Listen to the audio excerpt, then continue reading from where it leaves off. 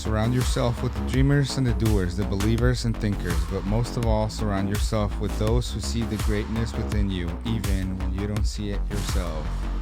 Welcome to the Dreamers and Doers podcast with your host, Marco Rosales. Today, I have two dreamers, doers, fathers, hunters, gatherers. I don't know if I can live up to this intro. General awesome dudes. Oh, wait, that's the wrong one. There you go. Ben Lewis and Clayton.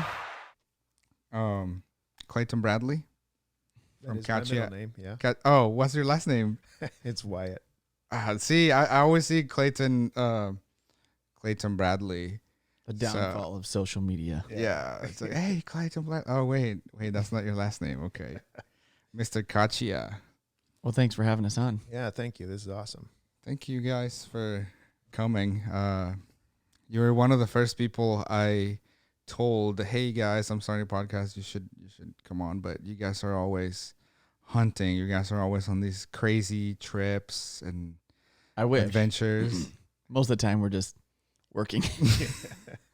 Yeah, but we're not gonna tell the audience that. Oh yeah, we're hunting 340 days a year. So, how did you guys? Just tell me a little bit about the name Caccia, what it means, and how you guys came up with it. Well, It's pretty simple, really. We both have Italian heritage down along the lines, and the word caccia means to hunt or the hunt. So in Italian, so that's kind of like everything our YouTube channel represents is, hunting and that whole lifestyle. So we've thought like it epitomized it pretty well. Just the hunt in general it's a pretty broad base. yeah, a little bit about us individually, and then about what we were trying to do. So, So yeah. Speaking of that, so when did this bromance begin? How you guys met? I think it started with Man Ventures. Oh yeah, that's true. What we call Man Ventures. I forgot about that. We took this trip with some friends, me, Ben, Kyle Gazande, Aaron Heedy, Dre. and Dre. And we went out just camping and being fools for 3 days, 2 nights, something like that. Yeah. And it was really fun, really fun. And I think that's kind of what kickstarted it. Yeah, it was just kind of our first.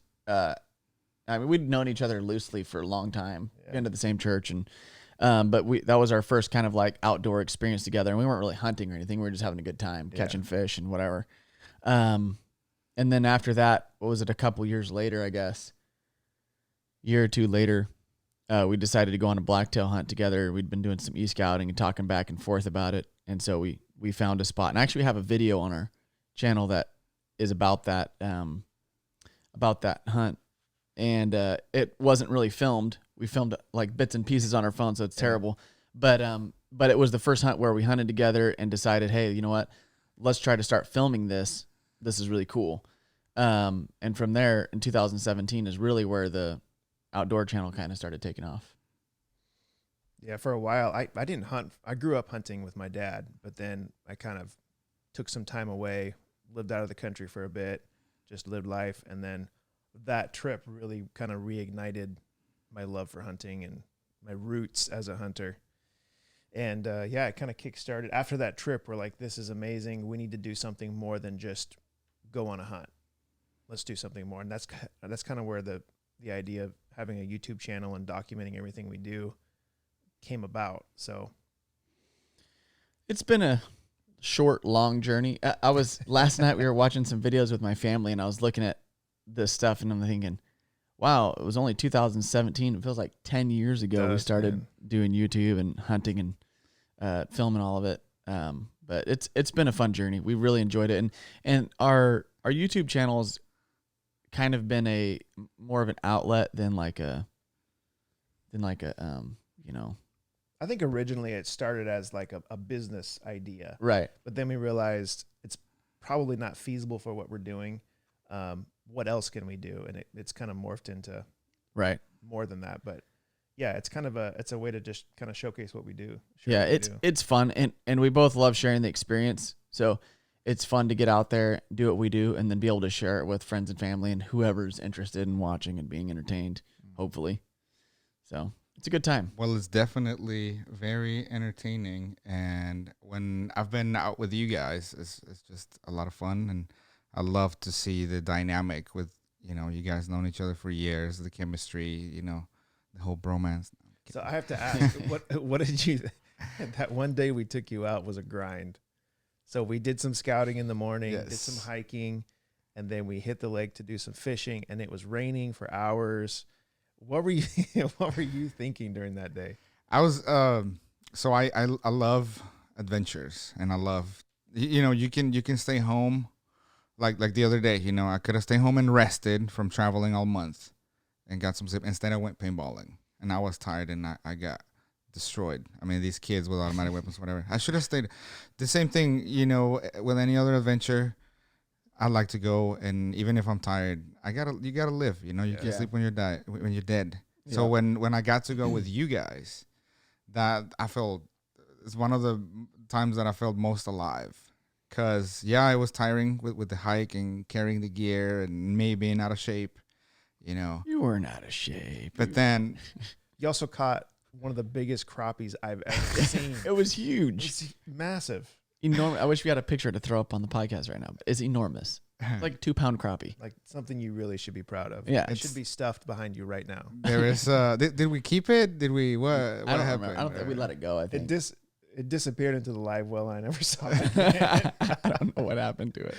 Well, I'll get when I put the video up, I'll put a picture of it, or I know we have video because we were shooting, but I think we've got a photo somewhere. I mean, it was raining and we were out in the element. I loved it. I love it. That's I think more men should become men and go out there, get in touch with your primitive self, Absolutely. Because we have too many sissies. We have too many, people just stuck in a 9-to-5, just slaving away, and it takes something out of you. That routine, that working for someone else mentality, that security, that cubicle or that office or that title. It takes some manhood out of you or something. It's like you give your ownership to someone else for a little while, for some safety. Yeah, part of one of the reasons I started my own business is just that's what I'm going into next. Let's talk about your business. So I own and operate a local plumbing company. I started it almost 3 years ago now. I was working for another water treatment company for years before that. Heritage Plumbing. So then I started this company in Vacaville.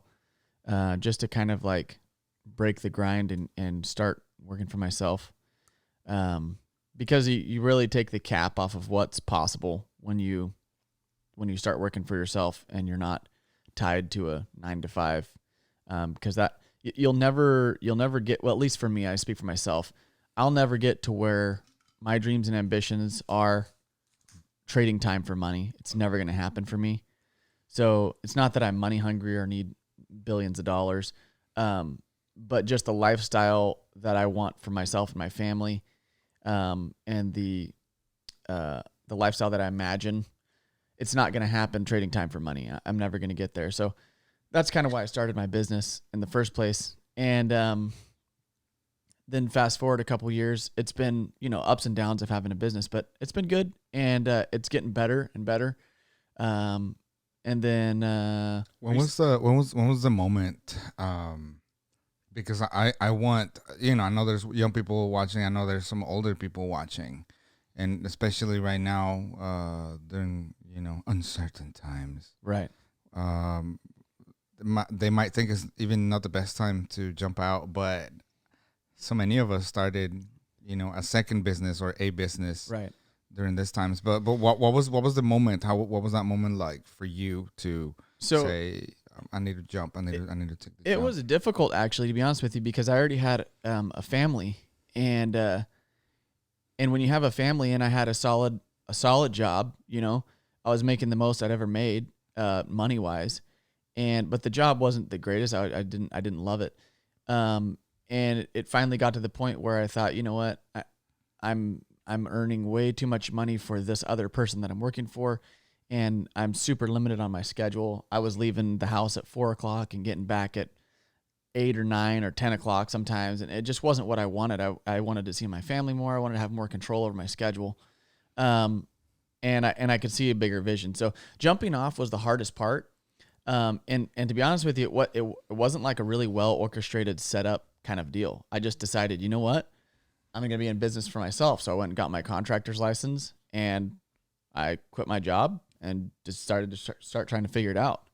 I think I had like $10,000 in my savings account at that point, and that lasted me about a month and a half of operating time. So it was one of those things, Yeah. like you knew what you were getting into, but you knew I had to do you're it. like you have no other choice. Like there's no plan B. You know. Yeah, I wasn't going to live the rest of my life the way that I was working. And it's not that I'm like leaps and bounds ahead of where I was, but I'm getting there.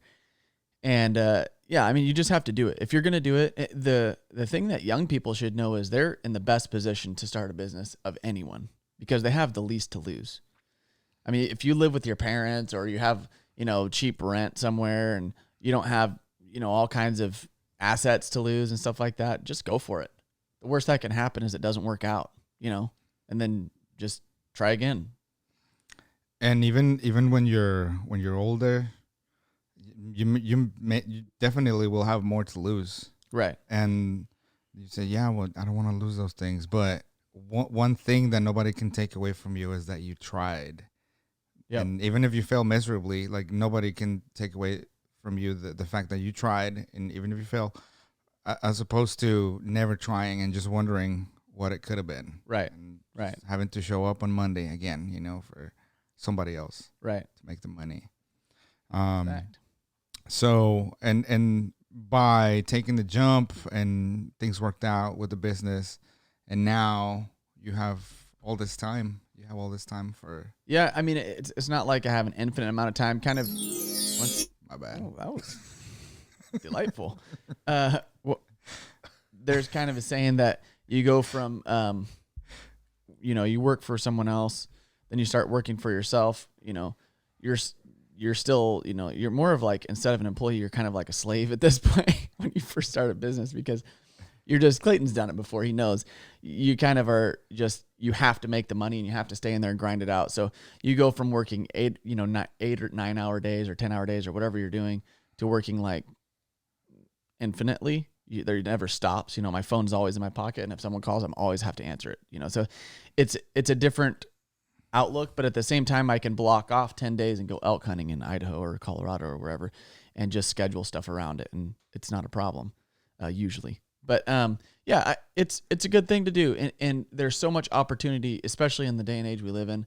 There's so much opportunity, and we'll get into a little bit of that in a minute with our next venture here that Clayton and I are working on together. But there's endless opportunities with social media and the internet and just the world and the way it is in general, Speaking of that, I see over here that you guys, let's see, is it showing up? Yeah, there you go. I see that you guys recently hit 1,000. So now you can start monetizing your YouTube. And congrats on that. That's like the first step, and then you're off to the races. Even if it's a little bit, like you could stop making videos at any time, but it's just gonna right. So keeps going. Yeah, but slow trickle. When you guys started the YouTube channel, that's another thing. Like you knew wasn't gonna be perfect, but I mean, you guys were just you had to work your job or whatever. You had to run your business, right? Clayton, I know you've been in school, and that's another reason I wanted you guys here, because Ben, you have your business, and then you have family, and then but you still make time to do the things you love. Clayton, you have your girls, and school. I mean, I don't know how you do it. Just school. It's like, well, school's over now, but yeah, for a minute there, it was a grind. How'd you do it? How'd you get through it? Well, when you have a family, it's a lot of give and take with your family. I mean, there's sacrifices on both sides. So I was interning, i.e. working for free while I was in school full time. And my wife was working 4 days a week as a nurse for Kaiser. And we would kind of help each other with, taking care of our girls. So I'd be at school, and if it was her day off, she'd be watching the girls. And then while she was working, and if I wasn't interning, I was taking care of the girls. And then we get babysitters when we needed. So it was a balancing act for 2.5 years. But yeah, you just got to keep going. You just can't stop.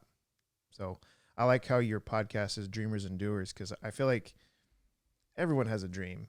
Everyone has a want. I want to do whatever. I want the sun, the moon, and the stars. But what separates the successful people from the non-successful people is the doing. Every day when it doesn't feel good and it's not fun, just get up and do it. So yeah, I one of my life goals was to get my bachelor's degree from the time I was really young, 12, 13 years old. And life. I went to school when I was 18. Just didn't take it seriously. Then I started working, and then I moved back here from the South, and just, how life is. You start your job and you just go, and then you wake up one day and you're 30 years old, and you're like, yeah, I need to finish this life goal. So I feel like it's the best thing to prepare me for the next stages of life. So that's why I had a good job working with my brother-in-law, with Ryan, and I was like, I need to finish school. This is my life goal. Oh, so that's who we're having in the podcast. Yeah. Next. There's a plug. Yeah. But anyway. Yeah.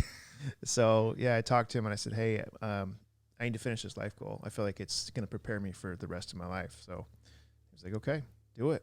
So yeah, I got into Sac State and just went all out. That was You did it. tough time. Yeah. A lot of work, man. I remember even trying to do anything, even a small hunt, was tough because your schedule was just jammed. And I went year round. I didn't take summers off or anything. I took holiday classes. I wanted to get it done. So yeah, I got it done in right about 2 years, maybe 2.5 years. And then I interned for the last year, and I got a job right out of college at the agency that I was interning with, which was my goal. So I chose that agency because I wanted to work there, and then graduated and started a week later. So nice. still there now. There you go. How's that going? How's that? I love it. It's my major is gerontology, the study of aging.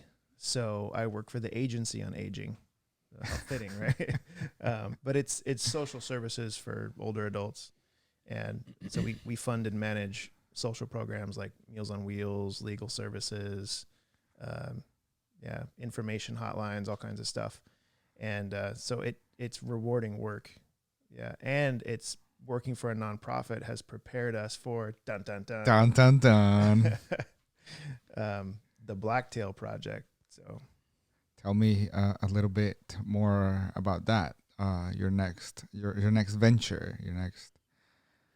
We've been working on it. Actually, we worked on something else in the past, which is top secret and we can't tell anyone.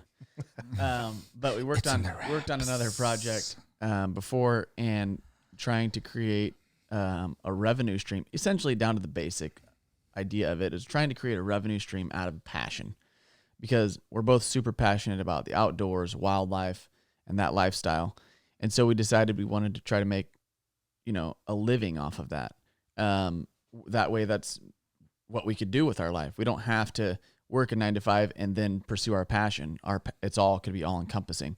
And so eventually we came around to the Blacktail project, which is a new project we just started. It's a nonprofit organization for the preservation of protection, preservation, and hopefully to see some herd increases in the deer population in California. So our project is based around California deer, specifically blacktail, but any deer in California is on our radar.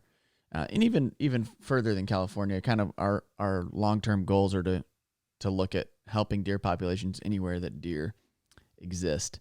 But yeah, that's in a nutshell, that's the Blacktail project. And that's a small nutshell though. You want to expound on it a little? So the background is the California deer herd since 50s or 60s has declined by 75% roughly. So we used to have about 2 million a deer according to estimates at the time. And now we're around 500,000. For a state this size with this much habitat or potential habitat, it's a shame. And a lot of it's due to mismanagement, to habitat decline, logging practices, just all these different reasons, predation. And so we wanted to do something about it. So we actually had this idea to start a nonprofit back, 2 years ago when we started our YouTube channel. And we kind of closeted the idea, and we had this invention. That's the big secret he was talking about. We invented something, and we're like, okay, how can we make this invention work?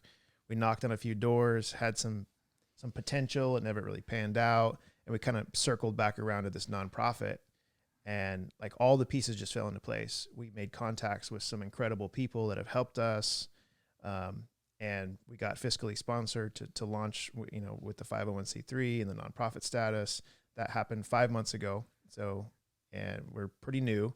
But yeah, we're finally seeing the actualization of our dream from a couple of years ago. And it took a long time to get to this point, but we're here. So now the real work begins. Yeah, we've got a couple grant applications in pending right now for getting some projects funded with grant money. But we're also, obviously we're accepting private money and basically any type of funding that we can.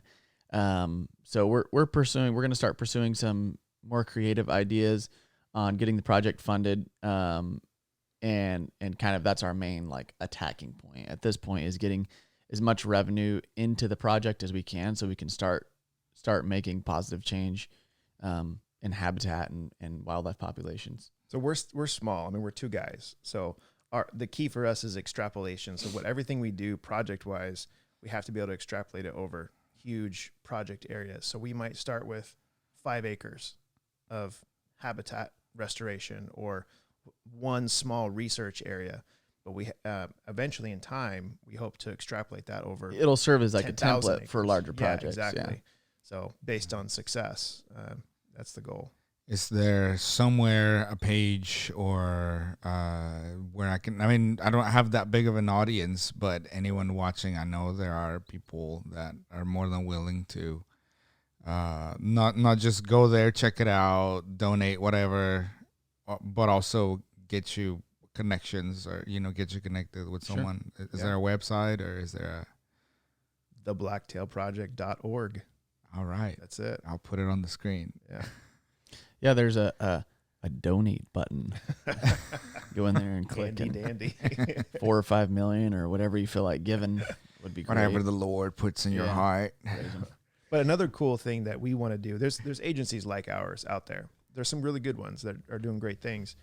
But what you don't see a lot as a donator or someone in the bleachers watching is day-to-day, I don't want to say accountability, but transparency. That's the word.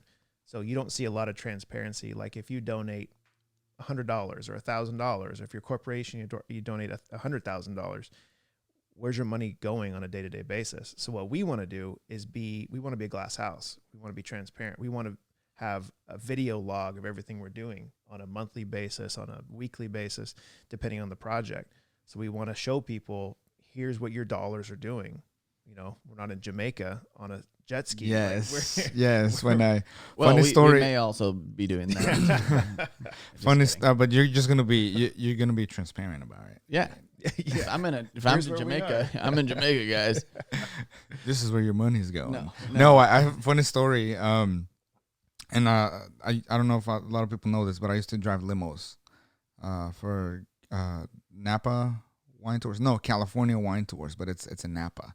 So I can't tell you how many little douchebag boys. I am the CEO of whatever nonprofit, and it's funny that you say that about transparency, because I made up my mind that I was never gonna give to all these charities and all these. Right. Because a lot of them are owned by some young guy that came up with a bright idea, and they're out here getting a driver, getting a limo, flying, expensive stuff. It's like that's where the money's going, So that's really cool that you guys are honest. We just about want to it. make And- sure that because at the end of the day, it is our passion. It's not a business idea in its creation solely. It is a business idea, but it's also our passion. And we've lived and hunted in this state all of our lives, and we've literally in our lifetimes, in our hunting lifetimes, we've seen the decline of the deer population, and it's tougher and tougher and tougher to hunt every year. And not only that, I mean, as hunters, if you're a good hunter, you're also a conservationist. That's one of your main things. You know, we want to preserve the resources we have in the wilderness, the wildlife, the wilderness itself. And because future generations need to have an opportunity to experience it. Everyone should have an equal opportunity to go out and experience public land, and to get that experience that you had when you went with us a while back. And just, people that are just want to appreciate the wildlife, people that want to hunt and experience the wildlife in that way, hikers, backpackers, tree huggers, bird watchers, anyone who wants to go out there and do whatever they want to do in the wilderness and enjoy it, we're for it. And so we're conservationists at heart and hunters in act, basically. And so that's one of our driving factors. And it's not all about the money. It's not our main concern. Sure, we have to be able to support ourselves for this venture if we're going to be able to invest all of our time in it. And that's essentially all we're looking for out of it. We're not trying to get rich. We just want it to be able to support our time invested.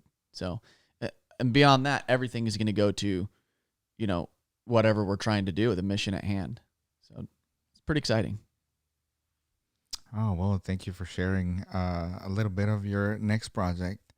Now, let's talk a little bit about your hunts. I know you guys have stories for days, but and it seems like every time you guys are out there, it's like something happens, like the bear story, or why don't you share with my viewers some of your most exciting moments, maybe some close encounters or.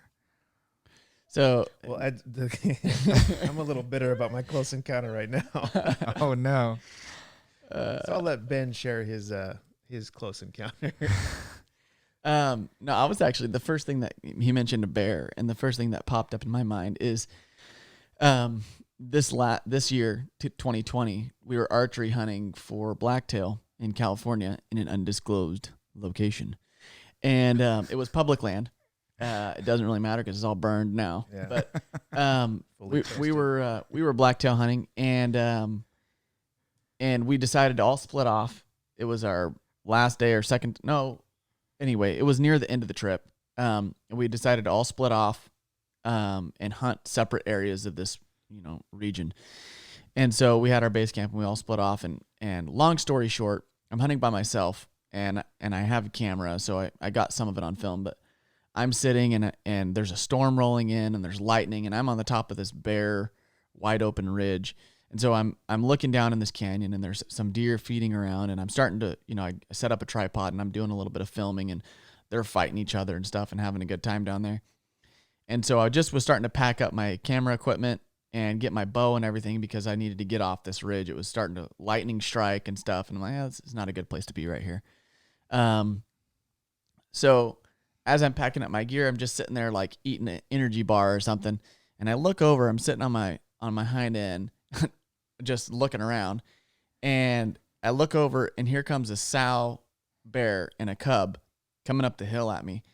And mind you, in California, there's this ridiculous law that while you're archery hunting, you're not allowed to carry a sidearm, so you can't carry a pistol. And it's just a law because they feel like it may be unfair, because some cheater of a hunter may try to shoot the quarry he's after with his pistol instead of his bow. But I shot an elk this year at 89 yards with my bow, and I can't shoot a pistol that far accurately. So anyway, I can get a soapbox on that real quick. But anyway, so I'm sitting there. Please. This is the time to do it. No gun, and I've got my bow sitting next to me. There's no arrow loaded in it or anything. It's just sitting there.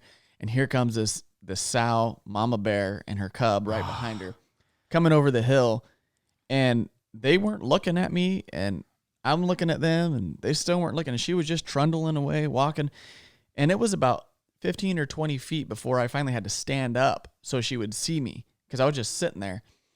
And I didn't know how it was going to go at that point, because you never know when you're that close to a sow and a cub. You don't know if she's going to get aggressive or freak out or what, you know. So I stand up, and luckily she didn't get aggressive. She turned around and she bolted down the side of that hill so fast she ran over her cub on the way down the hill. The cub goes tumbling. There's scree rock flying down the side of the mountain, and the sow just heading for the woods. And so the cub scurries up a bush, up a tree, like 30, 40 feet away from me. So I'm trying to scramble to get the camera out to film him. By the time I get over there, he runs down and goes and meets up with his mom. But it was one of those circumstances that the hair on the back of your neck kind of prickles a little bit, because you got a bear walking up on you 15 or 20 feet, and she still didn't see me. I could have probably sat there until she ran me over. Did you get any footage of? So eventually, once they ran down the hill, I ran down the hill after them, because I was trying to get out of the lightning, and they were trying to get away from me. So I ended up hunkering down under a bush, and if you watch our video, it's called Thick and Steep on the Caccia Outdoors channel. I eventually found them again down there, relocated them after the brunt of the storm passed, and I got a little bit of footage of mama bear and baby bear walking around, so that was a really neat experience. But yeah, it gets a little hairy sometimes when you're archery hunting, because your main goal is to be quiet and stealthy and get in close on critters, and sometimes you get in really close, and whether you want to or not, they're there. So pretty exciting. Did we jump that bear the next day when we were coming out of the creek bed? No, that was a different bear. The one you almost got a shot at. No, Yeah. that was a different one. Yeah, I know it's different, but was it the next day or was it the day before? I don't remember. That was the next day. The next day. Yeah. Okay. Next day. A lot of bears in that area. Got a little footage here. Yeah, so this is actually the deer that I was filming when I was sitting there waiting before that sow and cub ran up on me. So it's later in the video where you see the sow and the cub. Oh, there you go. So that's a quick shot. There they are. Oh, nice. Yep. But yeah, they were. It was pretty funny. I gotta admit, it was pretty funny. Nice. She just about ran me over. It was close, but I would have had to pull the arrow out of the quiver and use the arrow as a sharp stick to poke her with, kind of deal. Do you you can't kill the baby though, right? You can't kill the mother either. So if there's sow, yeah, if there's a sow, bear season was open, but two things: I didn't have a tag, and because I always forget to buy a bear tag every season, and the other thing is that I couldn't have shot her anyway because she had I wouldn't have, even if I could have. But a sow with a cub, you're not allowed to shoot either one of them. So if they attack you, if they attack, it's a different deal. Obviously, I mean, you shoot them with a bow if you got the bow. If they're too close, obviously, you just do whatever you got to do. Jab them with a sharp stick. It is pretty rare to be attacked by a black bear. Yeah. Yeah, you're more than likely to be jumped by someone in a bad neighborhood than attacked by a black bear. Definitely. Consequently, while he was experiencing that, maybe 15 or 20 minutes later, we were only maybe a mile apart. Yeah. That mile was, I was in one bowl. We called it a bowl. He was in another bowl. And between the two bowls is a ridge line that was 800 feet up. So I'm down on this bottom. He's on the other side. Anyways, this lightning storm moved through. That was the lightning storm that started all these fires. So we were up in the high country while this was going on. And the woods don't scare me. I mean, not to toot my horn or anything, but like I've spent enough time out there. I know what to do if a bear comes around. I know what to do if a mountain lion comes around. Like you're prepared for those situations. But with lightning, there's nothing you can do. You just hope for the best. Like you stay away from open spaces, stay away from tall trees. Get rid of all your metal equipment. Like I'm sitting there with an aluminum bow riser in my hand on a ridge, and there's lightning. Like, oh man. So I hunkered down. I dropped my pack. I dropped my bow. I set it away from me, and I actually found a bear bed under some small trees, and I just hunkered down, and lightning was just, and it was crazy. So, yeah, did some praying, and then when the clouds cleared out, directly across from me, the lightning had hit the hillside, and there was a fire going that was still going when we left. Yeah. So it was a small 5-acre fire, but it was just smoldering for days. So anyway, to skip to the next part, why don't you go, tell about your recent close encounter? Okay. Well, we just got back from Colorado. We were elk hunting, and I'm too bitter about it still.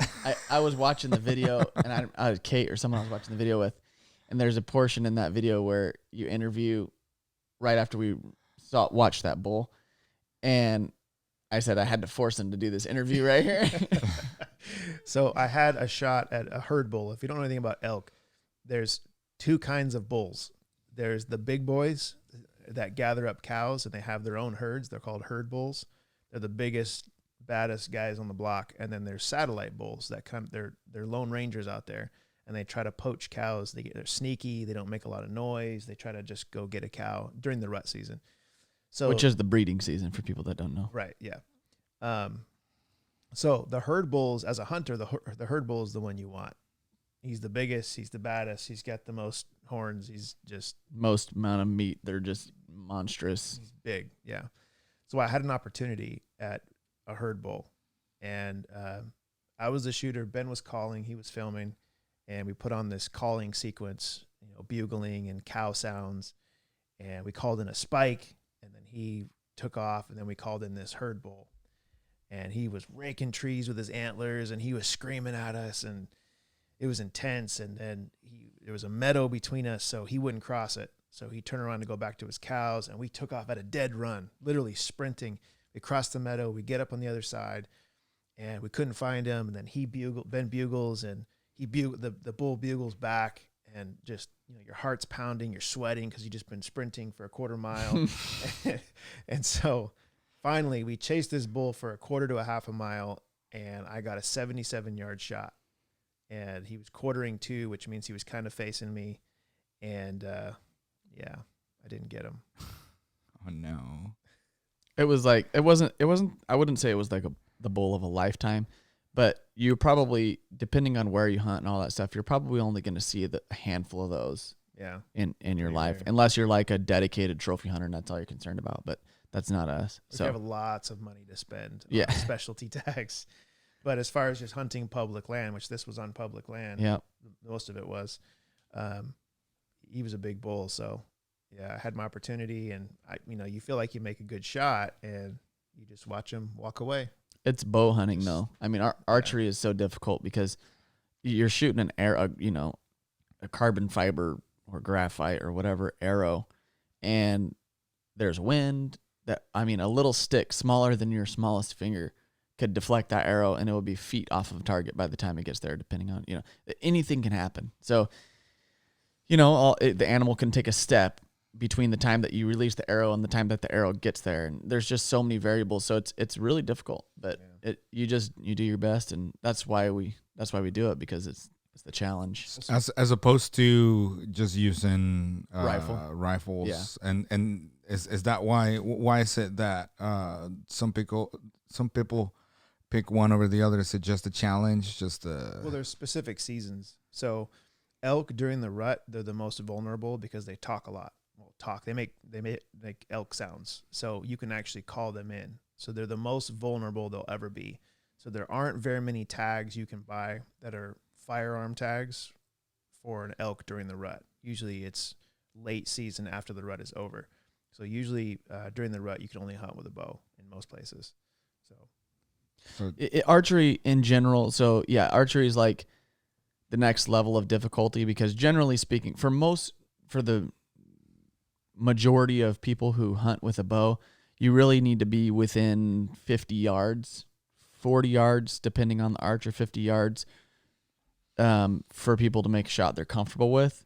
And with a rifle, a couple years ago, last time I shot a rifle buck, I shot him at 430 yards. So with a rifle, it extremely extends your range, and it's a different style of hunting. I really enjoy both styles of hunting, rifle and archery.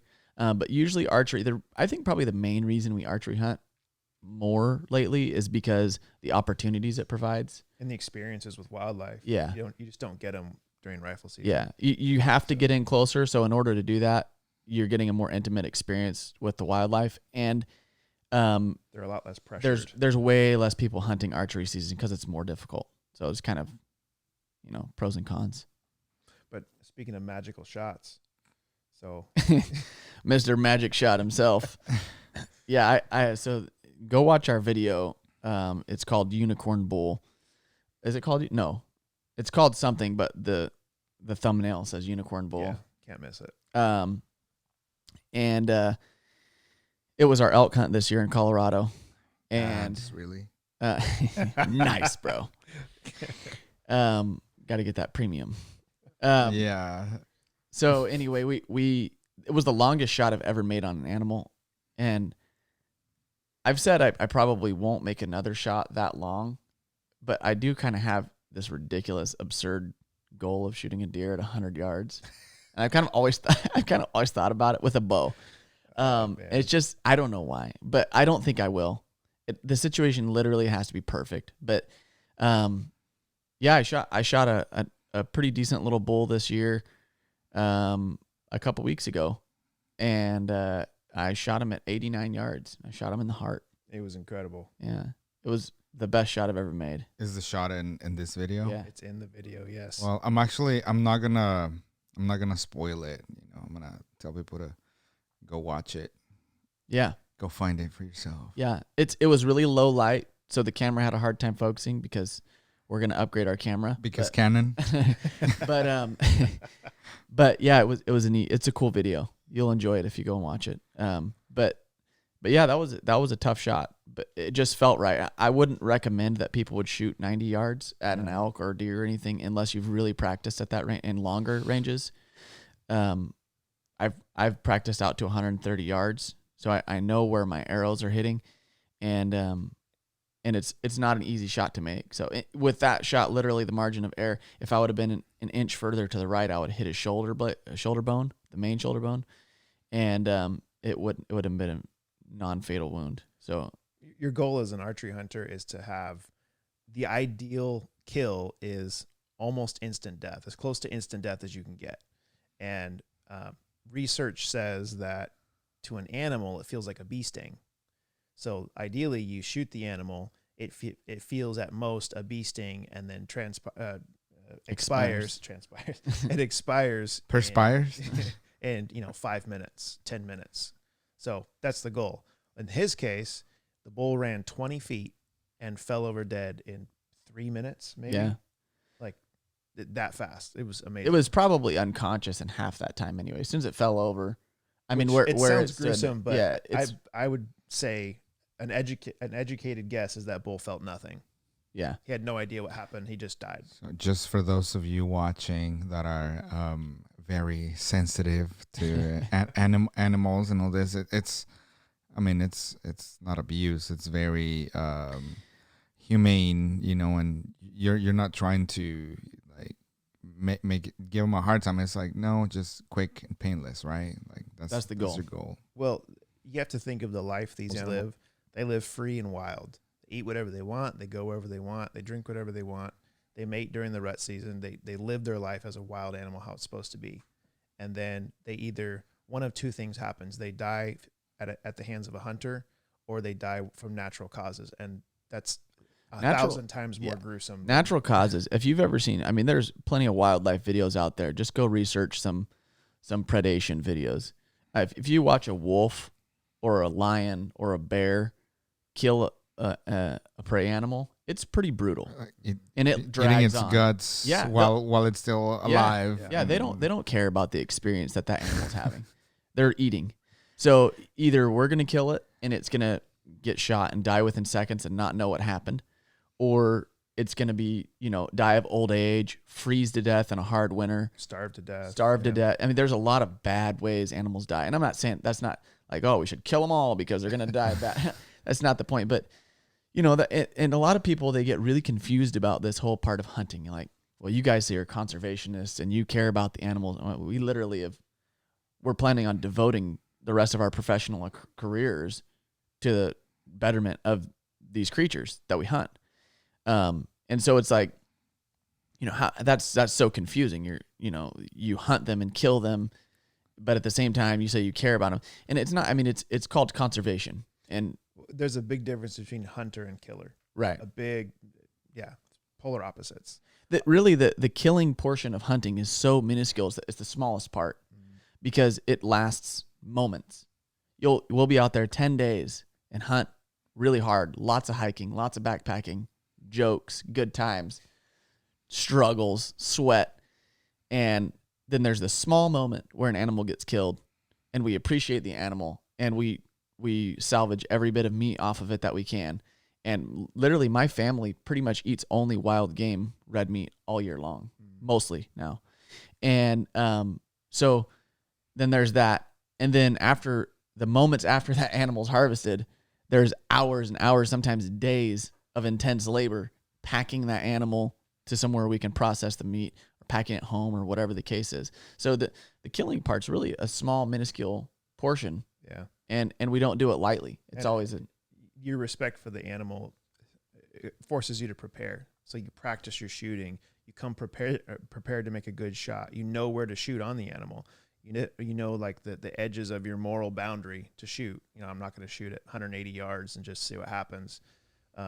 So those are all things you do out of respect for that animal. And it is a lot of work. It is a lot of work. Well, just think about a horse. And then think about fitting that horse in two backpacks and then carrying it 3 miles and going across a river in the middle of the night in the woods. I don't know how. I mean, it was hard enough for me with just camera gear and whatever, but a whole animal on your back. I don't know how you guys. When we set up for that evening hunt, it was our first day. We'd already hiked over 7 miles, and that 7 miles wasn't like a trail. It was trailblazing. So we had gone up 1,000 feet to the top of a ridge mountaineering line. pretty much. And then down 1,000 feet to the bottom, and then up a canyon, then back the other way, down the canyon. And then we found this spot to set up. We found a trail. Anyways, we put in over 7 miles. He shot the bull at last light. We got over there, did our cutting up and slicing and dicing, and put it in game bags and did everything we're supposed to do. And I think it was 10:30 at night. And it was later than that. When we 11, when we first put it in the pack, it was 10:30, and we've been up since 4. And like he said, we crossed a river and we had to strip down to our underwear and go barefoot because we had no waders or anything. Didn't want to hike in wet boots for the rest of the day. Anyways, part of the story. So we get this, and I watched told the video. Yeah, I told Ben, I'm like, I don't want to come back out here.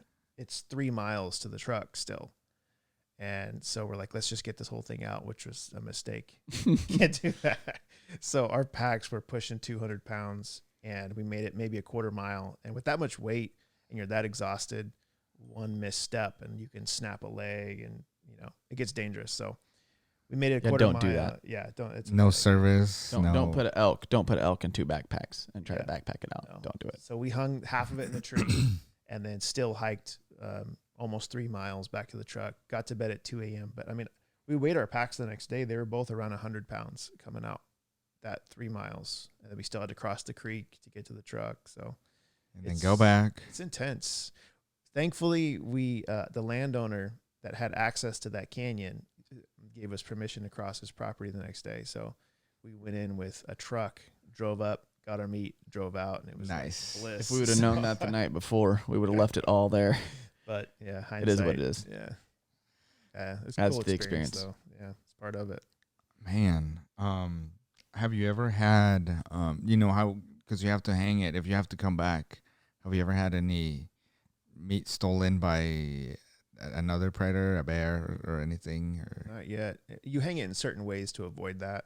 Certain heights, certain distances away from the main tree. So they can climb trees, So if it's right against the tree, they can just climb up and get it. So you push it away from the tree trunk. The difficulty with hanging meat a lot of times is that, with your food bag, like, if you're being bear prepared and you're out hiking or whatever, and you have a bag of food that you're using while you're hiking, your own food, you can hang it way out on like a pretty thin limb out from the main tree. So if a bear climbs up and it tries to go out that limb, the limb's too flimsy and it can't get to the food. It can't get to it from the ground. So it's bear proof. But with when you're hanging an elk hindquarter is like 100 pounds almost. So you can't hang that on a thin limb. It'll just break off. Yeah, good So luck. there's a risk, and occasionally guys do get their meat, stolen by coyotes or bears or bobcats or whatever decides to get to it. But it's part of the risk. It's just how it works. So it's a risk you have to take, and you try to do everything you can to avoid it. So what are some adventures that you guys have coming up next? What's the next hunt? What's the next big thing coming up? I just learned that a friend of mine that I've known in the past for years, Matt DeMann, is a hunting guide. Yeah, in Canada, and he guides moose and bears. So that's our next. So, Matt, if you listen to this, give me a call. I need to talk to you. No, but that would be amazing. Actually, it's kind of like a bucket list deal, as Alaska or somewhere in Canada for stuff like that. But we're actually both going to be deer hunting again in the next week or so. Yeah. Archery, Small scale stuff. yeah, just hunting. mostly kind of scouting. And then it's duck season, so that's kind of like what I do in the off season for big game, is I shoot ducks and catch fish. Preparation for next year starts now. So we're looking at season dates for next year. We'll probably go to, I think, Idaho to hunt elk again. And we're going to go with llamas this time. Oh, wow. It's going to be cool. We're going to rent 3 llamas and pack in probably 10, 12 miles, get up to 9 or 10,000 feet and hunt up there. So And I want to go on that one. Just Hey, for the llamas. Come on down, Charlie Brown. yeah. Bring a camera. Yes. Always. Or always. 6. Always. Yeah, so that's kind of our big one next year. We usually have one big elk hunt every year. And then deer, it's kind of up in the air of what we're going to do next year. I don't think we've really decided, but we're probably going to try to squeeze a deer rifle hunt in next year instead of archery. So how has the fires affected what you guys do? It's been pretty crazy here lately. So how's that affected you guys? As hunters or conservationists? Both. Well, as hunters, our spot burned to the ground. It's gone. Literally everything for miles is gone. I actually just called the Forest Service today to ask them about it, and they said, yeah, it's gone. So we're hoping as conservationists, there's a silver lining, and that is there's opportunities to research because, without getting too scientific, there's opportunities to find out the toll of wildlife, how many have died because of these fires, and to find out going forward how they recover. Kind of what the impact from the large-scale forest fires are when they consume a whole region like that. Because this is unprecedented. I mean, this much acreage, the sheer acreage is just amazing. So I think there's going to be opportunities for us with the Blacktail project to do a lot of long-term research, which is exciting. It is sad from a hunting perspective that opportunities are gone that existed before, but it'll recover. It's part of it. Yeah, nature recovers. It's very resilient. So a lot of the times wildlife will be able to evade the area depending on how large the burn area is, or if one area burns, they'll be able to come out of the area that's getting ready to burn and go around to an area that already burned, or there's usually little unburned pockets here and there. They'll just kind of sanctuary in while the place is burning down, and they're pretty resilient.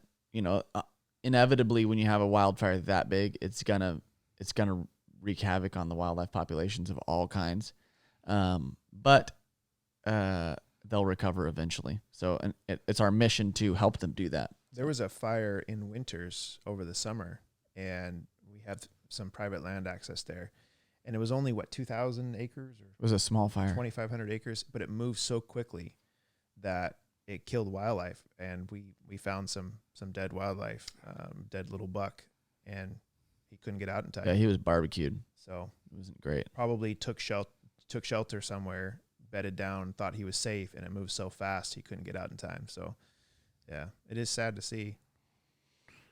California hunting, yeah, it's one of the challenges of mismanaged wilderness. A not so fun fact: all that brown grass you see during the summer, like all over these hills, it's invasive. It's called cheatgrass, and it came from Europe. So a lot of areas in Europe are wet climate, so it stays green. Well, here it's a dry climate. So all that stuff dies after the rainy season, and it becomes this fire hazard. So California is like a big tinderbox with this invasive cheatgrass. So nothing can eat it. I did not know that. You know, some cows. It's ingest just it. there. That's Yeah, not great. First time I came, that's what I noticed. You know, the golden hills and just everything brown except. It actually came across with the Spanish settlers, I think, way back. But it's non-native. So that's actually, we have a project that we're working on getting funded, is starting to do reseeding projects and trying to get native grasses planted back in these areas, so that hopefully long term we can come up with a large scale solution to get rid of a lot of the stuff. Which is another silver lining of these fires, because it's already cleaned out everything. Yes, so we it's can ready move for you in to and, rebuild. Yeah, Man, you guys are just doing it. We're trying. Yeah. Someone's got to do it, right? Man, you guys got one more story for me? Which one? I don't know, man. Y'all. Okay, so how is the do you still free dive?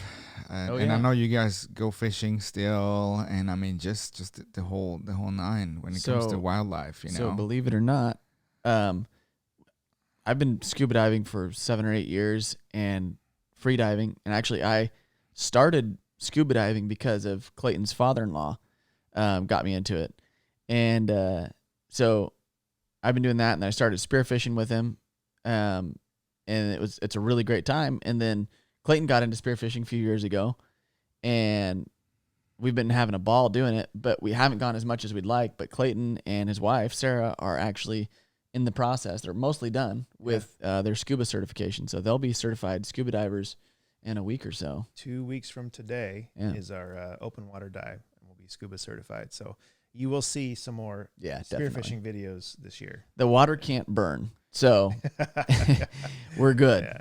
Do you remember this? Oh man, that's an oldie but goodie. Your most viewed video on YouTube. How many views does that be?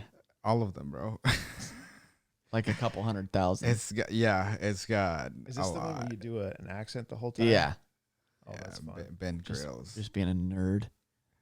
How to prep, clean abalone.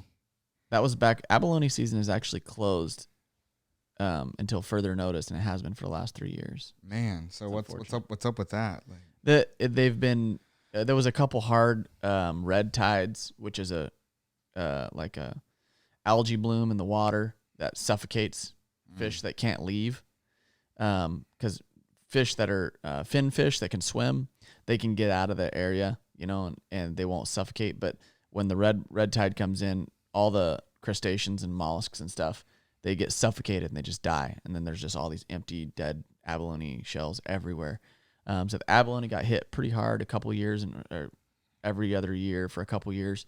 And then there's a lot of poaching going on. When will we be able to go get abalone again? There's talks about 2023, but I don't know for sure. I haven't been keeping up with it.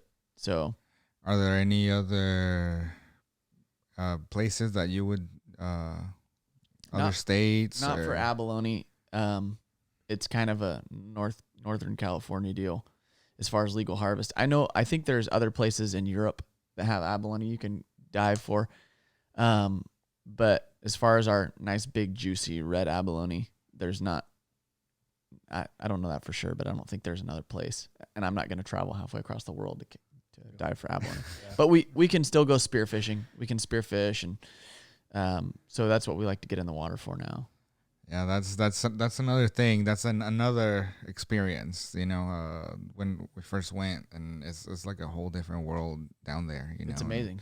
It's amazing. Just I can't wait to get back to that. You know, so much fun. Feel so alive. And then you see you saw that one time we went, like a sea lion, or what was it? Yeah, there a lot of times you'll see them. I've been diving several times where actually there's these little seals. They're called harbor seals. They're like 100 pounds maybe. They're super playful. So if you're diving, and they'll get in there and they'll actually like bite your fins as you're swimming, and they'll like circle around you and like play with you. It's pretty fun.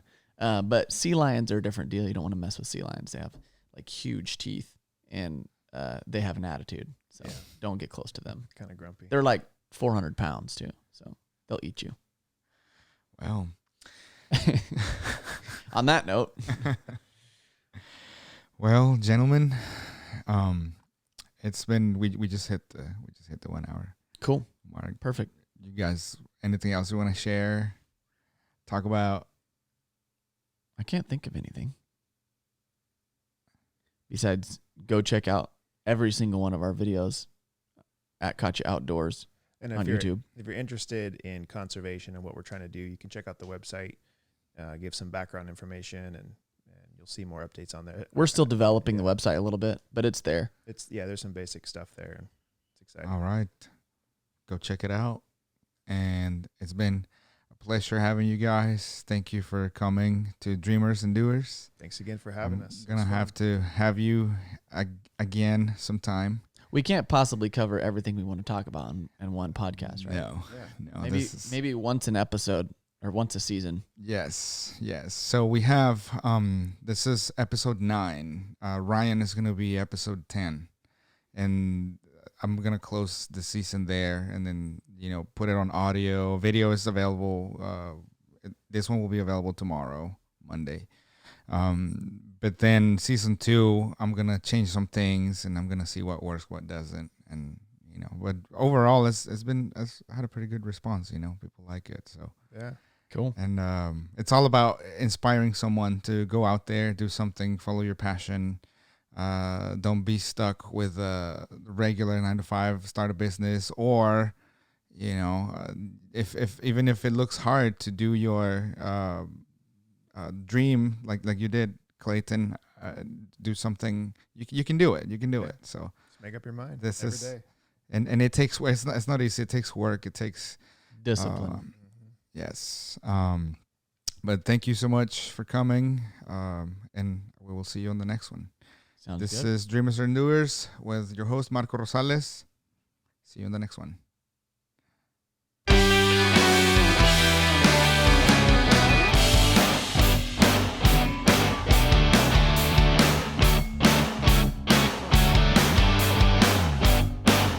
Okay, enough There's of a that. lot to talk about. And cut.